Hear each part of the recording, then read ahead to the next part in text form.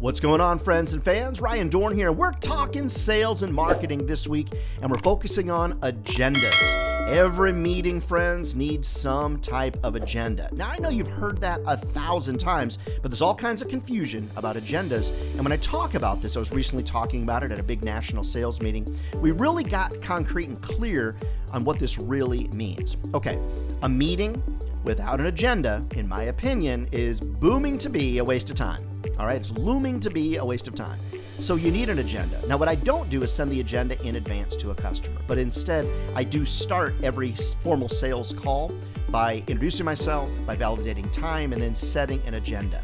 Now, typically on my sales calls, there's 3 pieces to my agenda.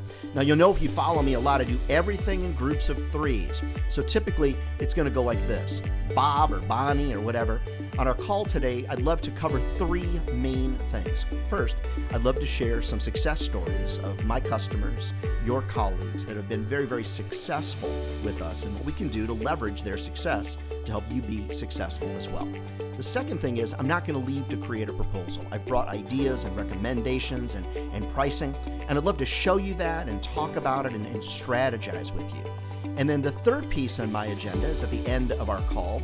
I'd love for you to say yes, but the answer might be no. The answer might be I need to think about it, and that's fine as well. But I just want you to know that when we're done talking, I'd love for you to have a simple path for us to be successful together. Yes is great. No, no problem. I'll respect your no. If you need more time to think about it, we'll figure out a plan together. Now, I believe that's a moderately universal agenda, but you might say to yourself, well, Ryan, that agenda really is about you and your path moving forward. Au contraire, that is not true. The reason I follow this agenda is because it's all about the customer. The first thing I'm doing is sharing success stories. That's all about helping them understand that we've done this before and they should put faith and trust in us. The second thing, by saying that I've come with pricing, I've come with recommendations. There's nothing worse than a salesperson that's like, okay, great, this has been a great meeting. I'm going to leave now and come back in a week and bother you again with pricing. We'll talk about this all again.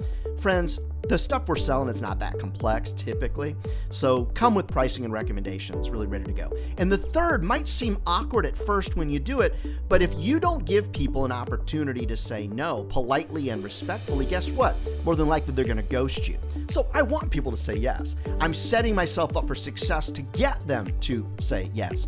But I also want all of you to know that if the answer is no, the answer is no. I'd rather get a no than chase somebody down, right, and get ghosted. So just think about that. But don't forget on that third piece of the agenda, if they need to think about it, I've already warned them, hey, let's set a plan that we're going to follow up together. Friends, I believe that having an agenda, a path to follow, puts your customer at ease.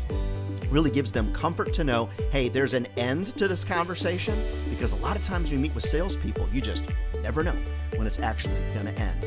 Friends, never forget, if sales was easy, everybody be doing it, and they're not. We're the crazy ones out there. No. We're the chosen ones out there doing this, and it's a job, friends, it'll feed your family for a lifetime, I promise. Love to come train your sales team, love to coach your folks up and get them motivated for success. Reach out to me over at ryandohrn.com. Also, don't forget to subscribe below.